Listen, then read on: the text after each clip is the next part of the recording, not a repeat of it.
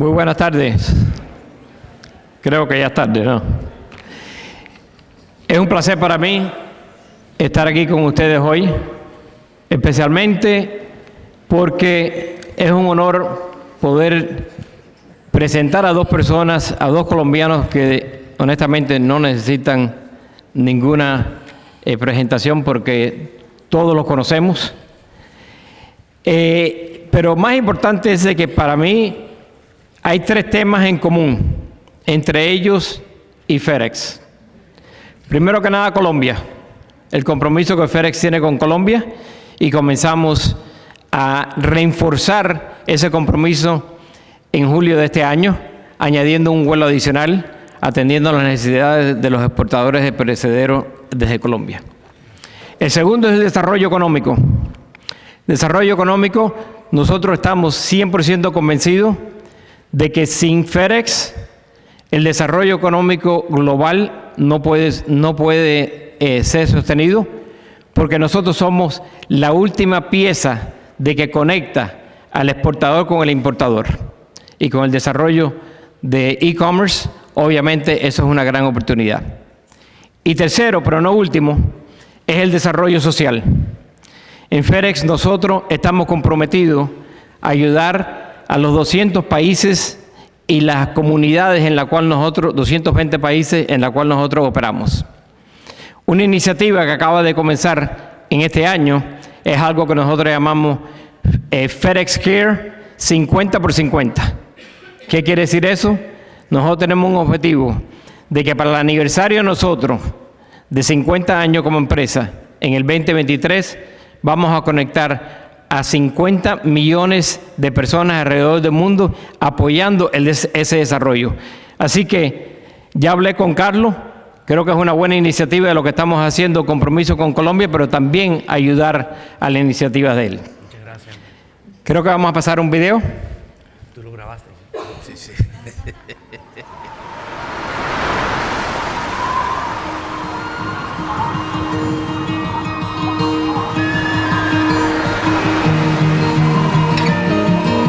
Como iniciativa social y ciudadana para promover el desarrollo de Santa Marta, Tras la Perla hace un llamado permanente a la creación de procesos sociales basados en la identidad y en las raíces de la cultura samaria. Uno de los ejes fundamentales de Tras la Perla se concentra en el barrio Pescadito. Trabajamos para desarrollar todo el potencial del barrio a través de diferentes programas sociales que otorgan a la comunidad mayores herramientas para su bienestar y calidad de vida. Con ese objetivo, gestionamos con el Banco Interamericano de Desarrollo, el BID, el convenio de cooperación técnica, inclusión social y sostenibilidad urbana en Pescadito, Santa Marta. Este convenio surge para promover la igualdad de oportunidades en Pescadito a través de la práctica de deportes y la provisión de habilidades para el trabajo enfocado en niños y en jóvenes en riesgo, en condiciones de pobreza y altos niveles de violencia en su entorno. De igual forma, con el fin de lograr la gestión de proyectos en torno al desarrollo pertinente y sostenible para el barrio Pescadito, Tras la Perla convoca eventos anuales que han permitido movilizar aliados y desarrollar la propuesta urbana y arquitectónica creada en el marco de la investigación participativa y de diseño sostenible Planos Vivos Pescadito, logrando recaudar la financiación de los diseños arquitectónicos y los estudios técnicos a fase 3 del nuevo multideportivo. Es importante mencionar también la renovación de la escuela primaria Almirante Padilla en el sector de San Martín, la construcción de la nueva ludoteca del barrio y el desarrollo permanente de proyectos para el fortalecimiento del tejido social.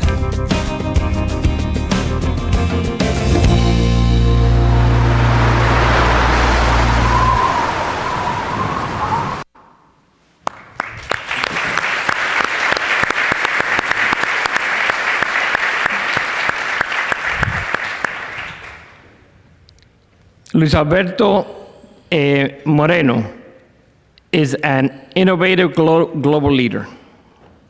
Under his leadership, the IDB Group has united the role of the principal sources and long-term financing in Latin America and the Caribbean.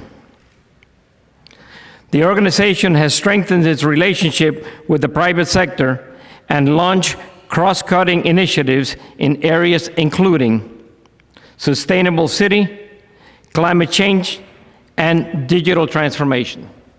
Luis Alberto Moreno.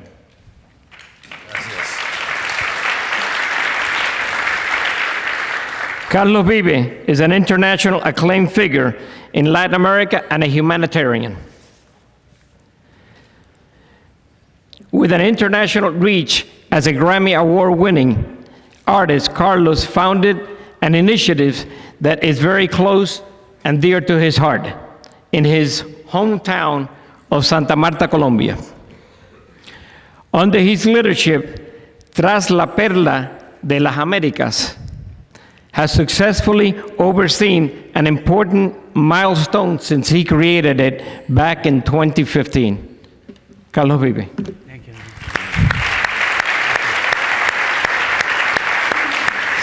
Señores, los dejo para que comience su conversación. Yo quiero apologize, my English is not very good looking. But no problem. I love you, Miami. Mi esposa me dice, cuando venimos en camino para acá, me dice, están todos los CEO más importantes de las grandes empresas. Y yo digo, me quedé pensando, yo qué orgullo, porque yo también traje mi CEO. Y no sé cómo les va, no sé a ti cómo te va con tu CEO. No, yo también la traje, porque si no la trajera, imagínense el lío que tendría. No sé cómo les va con la CEO, bien, los tratan bien, los mantienen jóvenes, los quieren. Sí, es importante. Óigame, Carlos. ¿Qué patrón? A ver, aquí yo quisiera que Carlos, para los que todos lo conocen como la persona que ha hecho que muchos se enamoren, que tengan hijos, que pasen noches del sueño, pero detrás de eso hay una persona que es la que yo quisiera que conversara aquí, no solamente por la iniciativa de La Perla, sino que Carlos es un enorme historiador, se metió y lee mucha historia de Colombia, de todo lo que fue la conquista española. Ha logrado acercarse realmente a las raíces de lo que somos los latinoamericanos, porque nosotros podemos tener miles de problemas de pobreza, pero lo que tenemos es millones y millones de capacidades culturales que tú lograste globalizar desde una música que era básicamente muy de los llamados junglares. Cuéntanos un poco cómo funciona en ti, que arrancas como haciendo rock y terminas capturando una música que existía, la cambias, la vuelves global, pero sobre todo siempre te estás reinventando. Entonces, ¿cómo es ese proceso de creación tuyo? Gracias, Luis. Yo creo que fue el que la música y mi trabajo como actor me llevara a viajar y descubrir otros lugares, que también me motivó mucho a entender que quería trabajar por mi localidad. ¿Sabes? Descubrir gente que trabajaba en todas partes con mucho amor por lo suyo y habían llegado a hacer cosas increíbles en sus comunidades y en sus sociedades, en sus urbes y en su campo, me motivó mucho a siempre querer volver a mi lugar, querer volver a mi ciudad, querer volver al lugar donde he vivido, Bogotá, y donde nací, Santa Marta, y la Colombia que he conocido. Me motivó mucho. Cuando tomé el camino de hacer la música de mi localidad, y dije un día, bueno, ya no, me gusta Julio Iglesias, pero de pronto me voy a ir por otro lado. Entonces, que empecé como a buscar un poco mi identidad, a trabajar con la música y porque el trabajo es afecto, y lo que nos une con nuestro trabajo es el afecto que tienes por tus viejos, por tu familia, por la gente que te marcó. Y yo tenía con los juglares y con ese Caribe, con esos amigos de mi papá que eran médicos y esa comunidad donde nací, una conexión afectiva muy profunda, y eso me llevó a que esa música que ellos me enseñaron, a empezar a trabajar con esa música, aunque esa música, como tú decías, tenía fama de ser una música demasiado humilde, que como que había música más brillante, siempre un poquito con el complejo hacia lo nuestro. Pero por ese afecto empecé a trabajar con la música y dije, la industria me ha abierto una oportunidad, tengo un camino, la industria me quiere, yo quiero hacerle una propuesta a la industria, quiero ser colombiano en la música y romper un poquito la camisa de fuerza que ha representado a veces la palabra folclore para lo que podemos hacer y a donde podemos llevar nuestra localidad. Siempre pensamos que para hacer música nueva para las nuevas generaciones, para competir hoy en la industria, teníamos que hacer otra música que no era la de nuestra localidad, porque para nosotros siempre están las fórmulas folclóricas. Entonces, entender que la industria de la música y que la música viene de la industrialización de un folclore, que al final todo lo que vemos como música más comercial tiene orígenes folclóricos, fue entender que podíamos crear un nuevo sonido en Colombia, que cuando lo fuéramos a hacer la gente iba a decir, eso no es folclore, y uno iba a decir, exactamente, tienes toda la razón, no es folclore. El folclore es el alma. El folclore es el alma. El folclore es lo que no se ilumina, lo que no se lleva a los escenarios, lo que no se graba en un disco. El folclore es de dónde nos alimentamos nosotros para tomar nuestras ideas y para tomar. Y tiene que ver con la tierra, tiene que ver con la naturaleza donde nacemos, con las culturas que nos conforman. Tiene que ser eso. Allá están en nuestros campos y en nuestra gente que sembraba. Ahí estaba la esencia, pero éramos urbanos, íbamos a hacer industria, íbamos a hacer lo que yo llamo el rock de mi pueblo, ¿no? Entender que lo que hoy llamamos rock y la música moderna la más estridente y la más electrónica, tiene unas raíces de los orígenes de la gente. Ahora, pero no te quedaste solo en lo colombiano, sino por el contrario, fuiste incorporando sabores de todo lado. Y es que ya uno de los grandes latinoamericanos que conocía mucho los Estados Unidos era Carlos Fuentes, uno de los grandes escritores que hemos tenido. Él decía una cosa muy sabia, y decía que la América nuestra, la América Latina, arrancan con el Mason-Dixon Line, o sea, incluye buena parte del sur de los Estados Unidos, porque tú, por ejemplo, fuiste mucho en el sur de los Estados Unidos, fuiste al Country Music Hall of Fame, cantabas ahí. Pero hay una canción que a mí me parece fascinante entender de dónde sale toda esa creatividad, que la llamas La décima del parecido. Las décimas del parecido. Las décimas del parecido. Sí. Entonces empieza a hacer estos contrastes y se los leo, porque ustedes lo han oído la música, pero es muy interesante entender ese proceso de creación.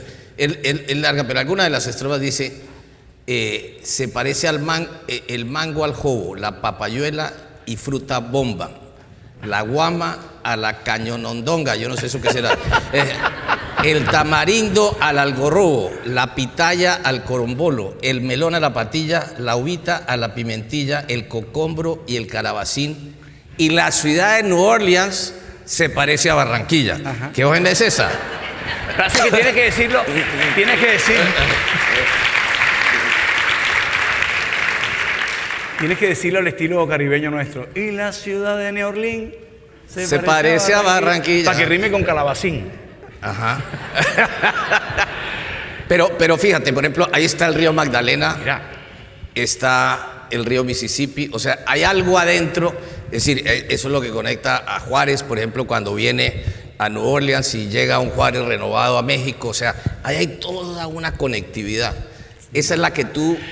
Es que perdemos la memoria, perdemos las clases de historia. A veces la política no ayuda y nos desconectamos. Yo cantando vallenatos, que es una música que uno puede pensar de las provincias del Caribe de Colombia, que conectan con Venezuela y con Panamá y nos conectan como una sola región. Me dediqué a trabajar una música de allí, una música que se tocaba primero con guitarras, luego llegaron los acordeones y esa música era de trabajadores del campo que contaban historias y viajaban por las regiones llevando esas historias. Y ese folclore tan humilde me ha mostrado un universo.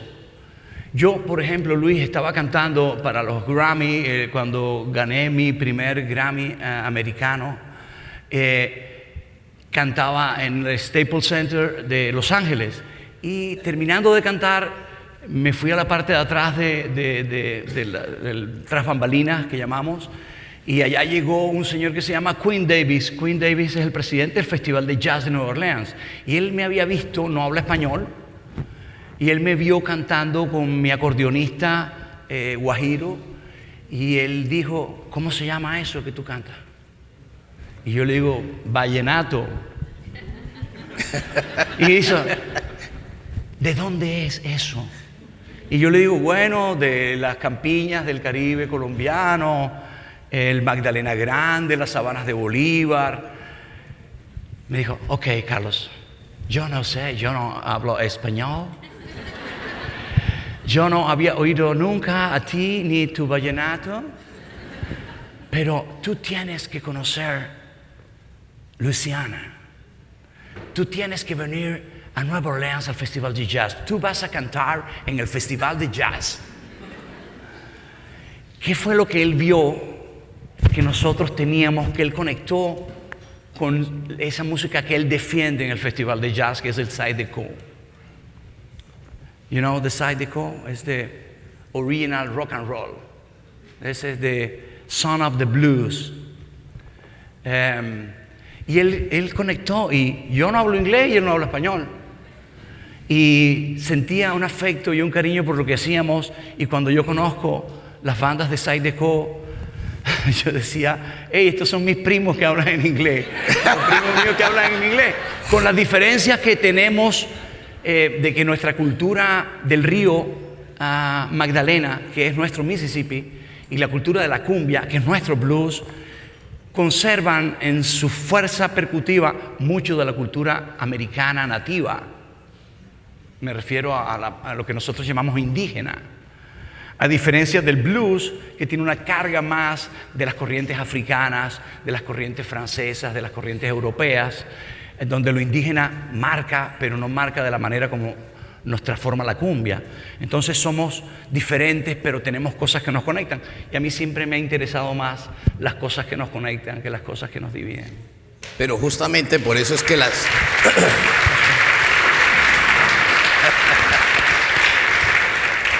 y justamente es toda esa fractura en nuestras sociedades que a través de la música tratas de componer.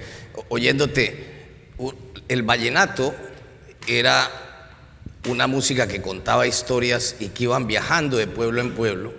El jazz se cantaba básicamente en las plantaciones en los Estados Unidos, sobre todo en los afroamericanos, y estaba muy contenida, y ambas más o menos son de hace 120 años, o sea, tienen ese paralelo que tú de alguna manera fuiste conectando. Sí, no, definitivamente. Ahora, hablemos un poco del deporte. Tú siempre has tenido una pasión por todos los deportes. Y bueno, aquí tiene otras canciones maravillosas que tienen algo muy lindo, porque es recoger el orgullo de patria. Y en una de ellas, justamente el orgullo de patria, destacas a todos los grandes deportistas que te han influenciado de una u otra manera en Colombia. Desde el propio... los grandes ciclistas, los grandes futbolistas. Sí.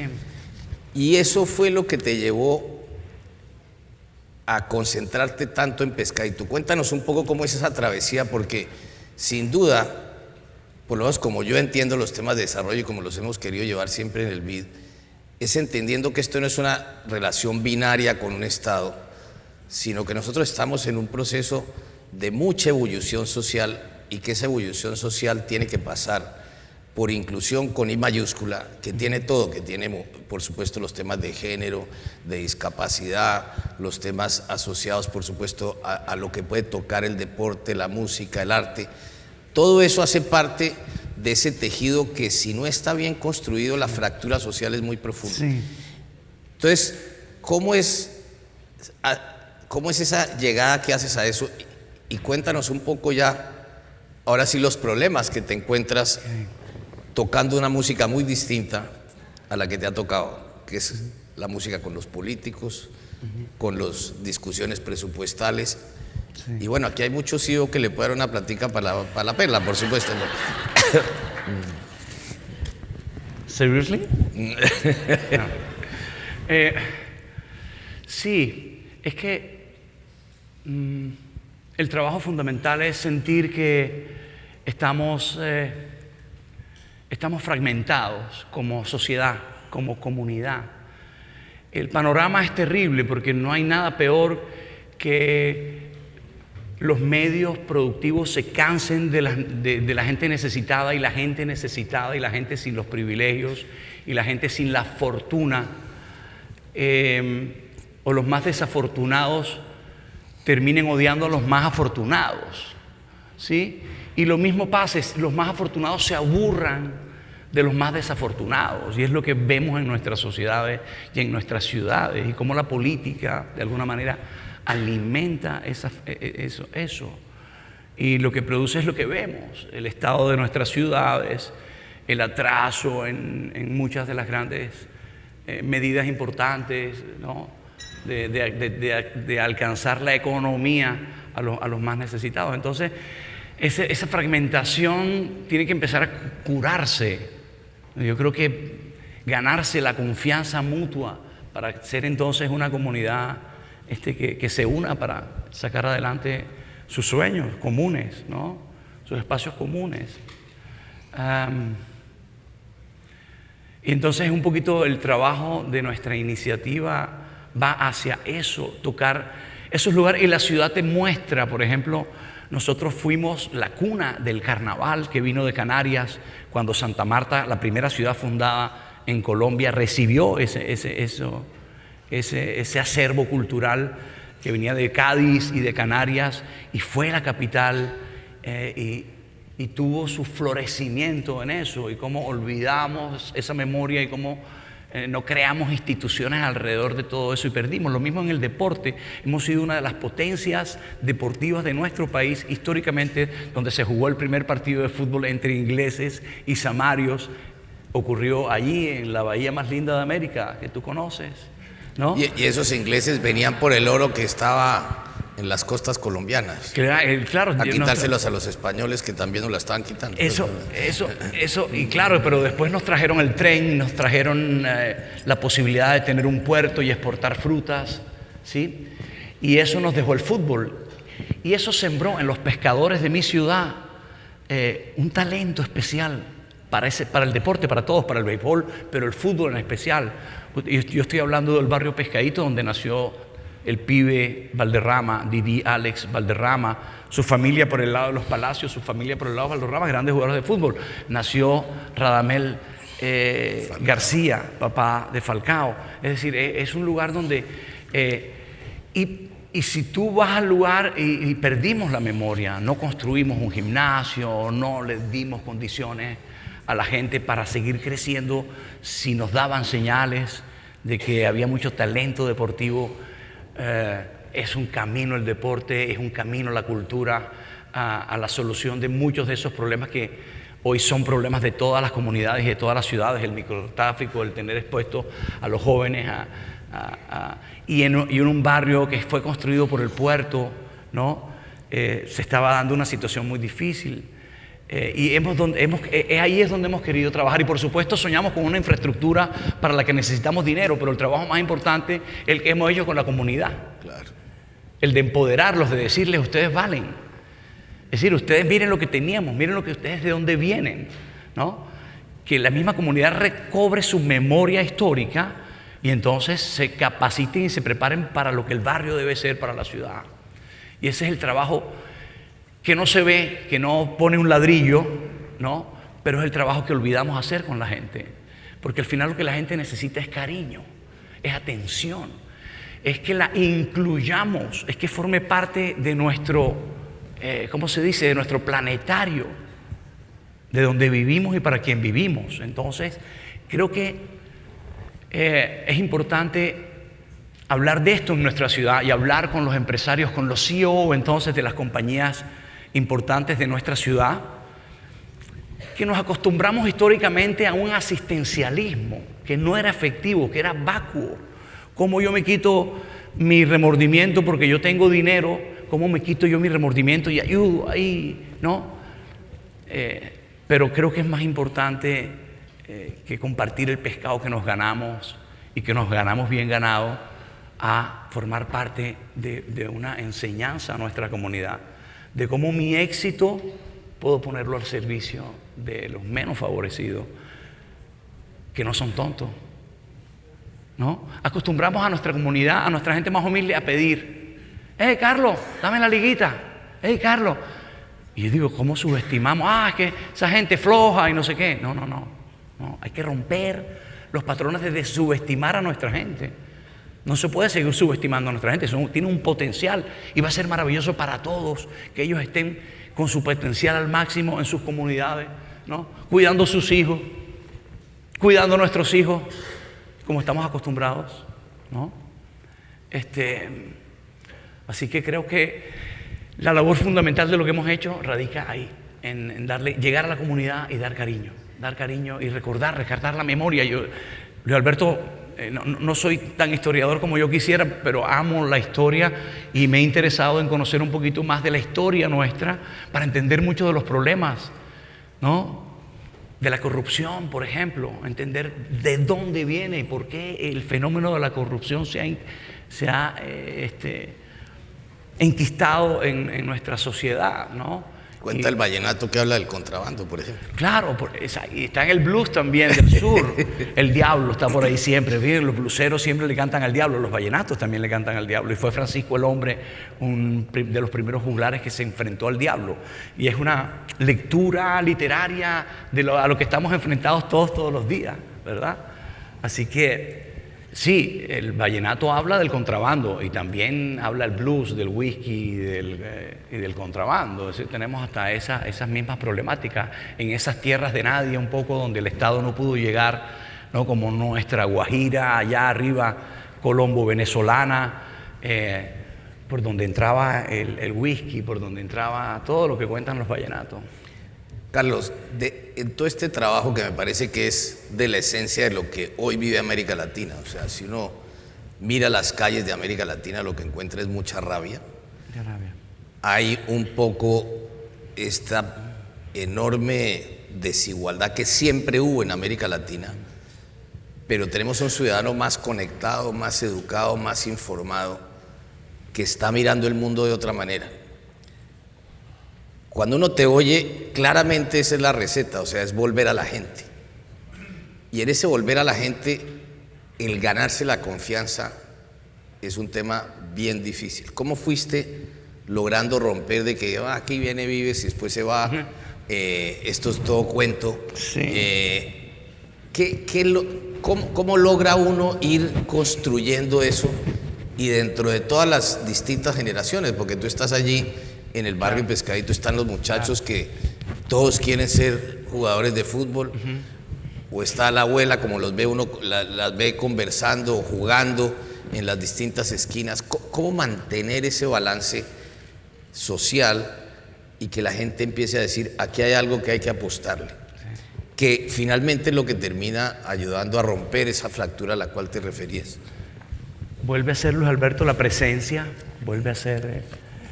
Por supuesto están todos los prejuicios, y los prejuicios siempre dificultan, pero se pueden ir tumbando, los prejuicios se pueden ir tumbando. Así como a veces nuestros idiomas, sí,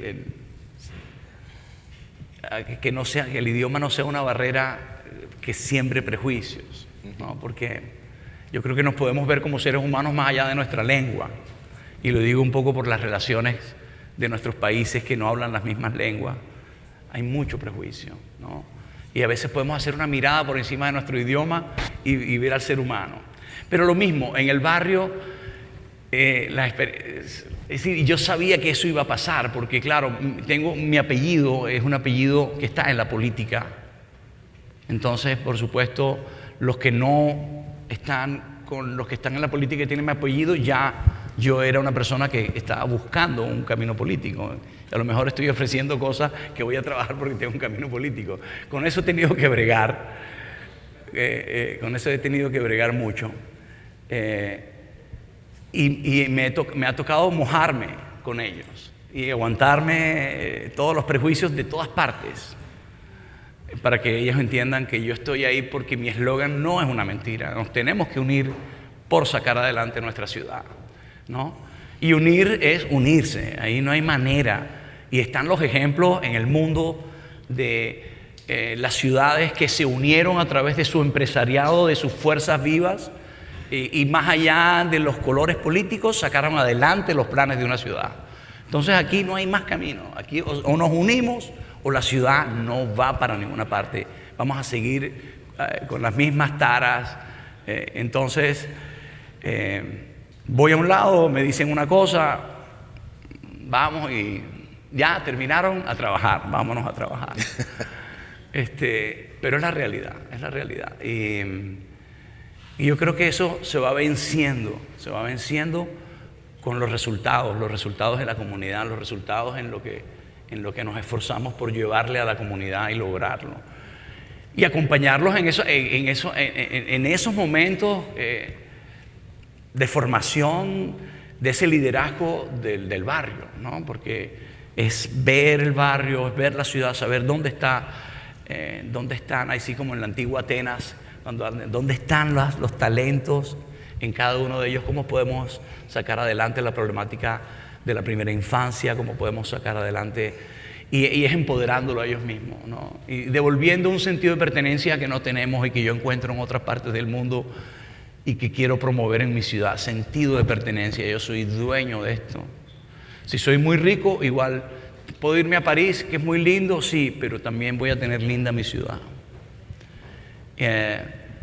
Y podemos hacer una ciudad más incluyente, más con espacios para todos. Yo creo que nos ha faltado eso, nos ha faltado dejar de ser un poco egoístas. Ahora, Carlos, con todo eso que has aprendido, cuéntanos un poco cómo funciona tu proceso de creatividad. Sí. Cuando escribes, o sea, eso que dicen que uno se pone en la ducha y canta y entonces ahí se te ocurre algo. No, yo escogí un camino de juego con muchos los espíritus de nuestra música, porque es como te decía, yo estoy haciendo un vallenato y caigo en la cumbia, y de pronto estoy en un blues, y de pronto estoy en una polka, y eso por allá queda en Austria. Y siempre componer es la alegría, porque tenemos una historia muy linda de nuestra música y de la música del mundo, nos deja una herencia increíble, y con esas herramientas volvemos a ser creativos y hacemos canciones nuevas. Y así, vuelvo a esos lugares que yo hago canciones en cualquier parte donde yo, sabes, muchos lugares del mundo me siento como en mi casa, y en esos lugares seguramente va a ser muy fácil escribir una canción, ¿no? O sea, te va saliendo en todo momento, que yo te he visto en el estudio y le vas poniendo la música y de golpe te quedas horas, sí, de golpe paras. ¿Cómo es eso? No, y a veces llegan ideas de letras, y tengo una idea, quiero decir, hoy te miro y me pongo a pensar si la vida existe en realidad y somos dos almas que se buscan donde quiera, por ejemplo. Si yo tengo esa frase ya me sopla. Parecido, pero... Hoy te miro y me pongo a pensar, ¿sí? Y esa letra te sopla la música. O viceversa, tienes una música que dice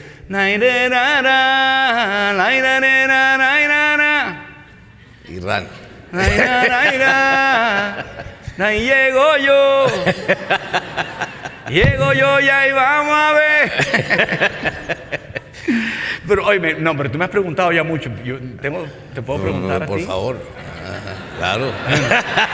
Que no nunca tiene un... Uno nunca le puede preguntar a un personaje de este calibre algo que tú has tenido que vivir porque has vivido la ciudad de Washington. Y has vivido la ciudad de Washington desde un cargo muy importante en un banco muy importante para el desarrollo de toda la región. Y aunque estás en Washington, viajas a muchos lugares donde hay problemáticas y conoces la situación de nuestros países en toda Latinoamérica. ¿Cómo sientes la relación de un país tan importante como Estados Unidos con nuestros pueblos? ¿Cuál es, más allá de la política, qué es lo fundamental en esa relación? No se me ocurriría decir si Washington se parece a Barranquilla, pero...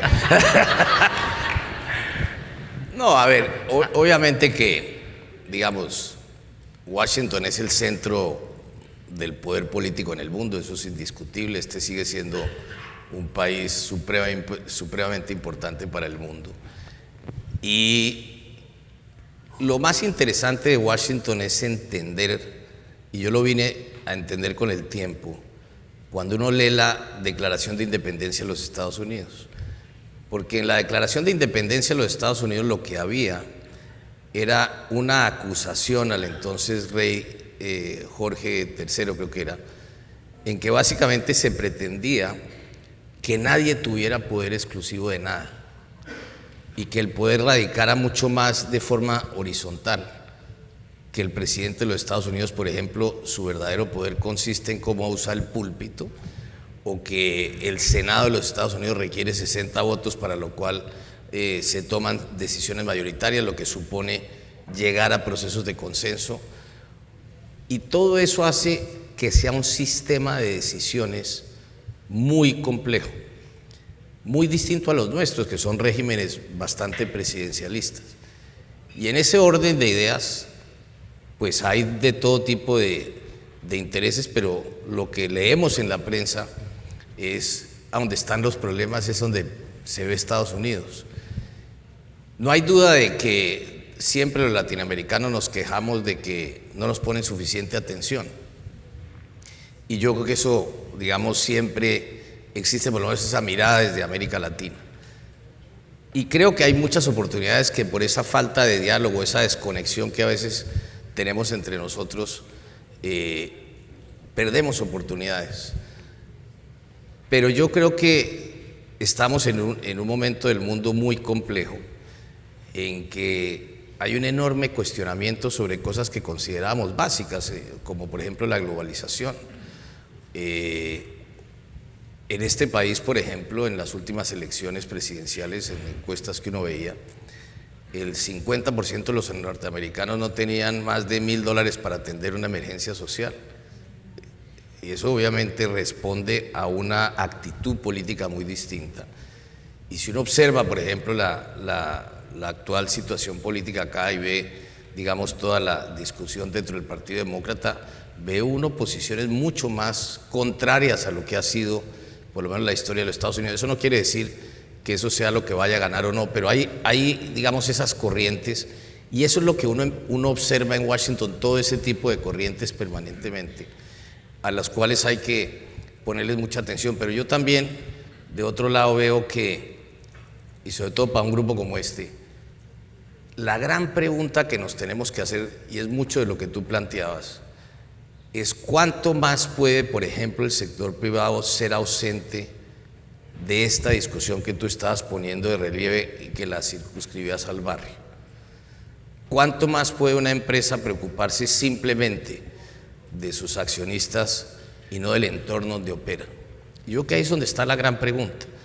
Y si uno mira, por ejemplo, los mercados hoy en día, cómo reaccionan a las metas de desarrollo sostenible, yo lo que encuentro es que hay una enorme presión desde los empleados de las empresas, desde los fondos de pensiones, a que se hagan mucho más cosas apuntaladas a que el mundo cierre esas diferencias a las que tú hacías anotación. Y creo que estamos en un momento muy especial en el mundo, porque también es cierto que la protesta se ha globalizado. No es igual la protesta de Chile o la de los chalecos amarillos en Francia o la de Hong Kong, pero las formas de organización sí lo son.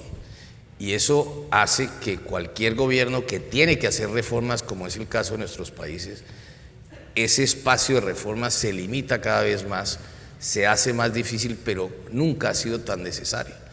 Y creo que, por ejemplo, lo que hizo esta semana Brasil en una reforma de pensiones súper compleja, que nunca es popular porque supone aumentar las edades de jubilación, aumentar los años de trabajo, aumentar las contribuciones, pero todavía somos un continente joven y ya no vamos a ser jóvenes por mucho tiempo. Entonces, esa es la complejidad que yo creo que, en que hoy vivimos, pero creo que tú lo pusiste mejor que nadie. Al final es cómo nos relacionamos los ciudadanos y cómo tenemos un concepto de sociedad mucho más amplio.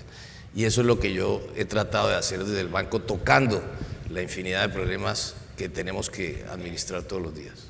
Ahí entraría un papel importante, algo que procuramos siempre tener, llevar a la ciudad, personalidades que nos hablen de la filantropía transformadora, de encontrar nuevas formas de vincular a la empresa privada por nuevos caminos, más allá del desgaste y lo que les convertaba del asistencialismo. Para nosotros ha sido importante conversar con la ciudad en todos los frentes del tema de cómo podemos ayudar desde nuestra capacidad productiva a solucionar problemas que frenan el desarrollo de nuestras ciudades y que es una problemática de todos, no solamente de las clases menos favorecidas. Y ves otra cosa, como lo has visto en todo lo del esfuerzo de la Perla, es la cantidad de gente joven que hoy en día siente que quiere estar trabajando en torno a instituciones o empresas que tengan un sentido de propósito y no simplemente una retribución económica. Yo creo que ahí también hay un espacio, y lo veíamos aquí, por ejemplo, en el panel anterior, cómo han cambiado tantas empresas hoy en día usando la tecnología, cómo hay países que están avanzando, como es el caso hoy en día de los países grandes, ciertamente México y Brasil, donde uno ya ve cantidades de innovaciones nuevas, no simplemente copiando lo que hay, sino empezando a estar en la vanguardia de los temas. O sea que yo creo que esa es la otra parte de Latinoamérica, que nos concentramos en los titulares y se nos olvidan las tendencias. Y yo creo que esa es como esa otra lectura fina que tú haces, que me parece que es a la que todos tenemos que poner mucho más el oído en la tierra para entender esos temas. Bueno, Carlos, sé que tenemos que ir terminando, pero yo no trajimos la orquesta, pero pero ¿qué le cantarías aquí a todas las mujeres que te están oyendo pendientes de que le cantes algo? Que se quiere casar contigo, cosas de esas. No, de pronto, de las más viejitas, ¿sí?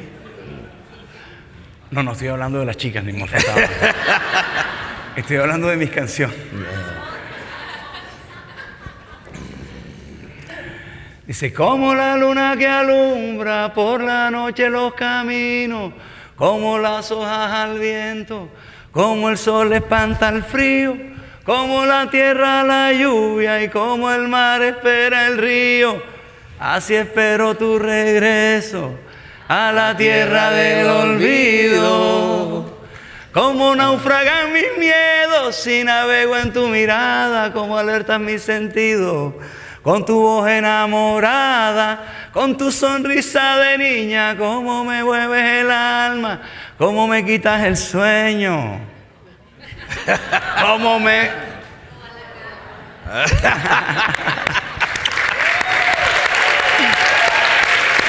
Ay, tú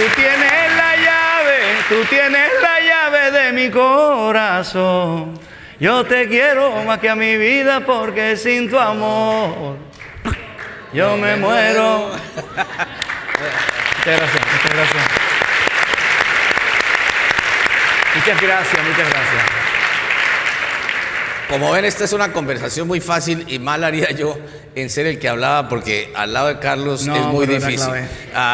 Pero sobre todo gracias por todo ese sentimiento, de esa imaginación y sobre todo esa inspiración con que nos dejas a todos. Yo creo que esa es la gran lectura y lo que te hace el artista tan importante que eres, y que además nos inspiras a todos. Muchas gracias, Carlos. Quiero.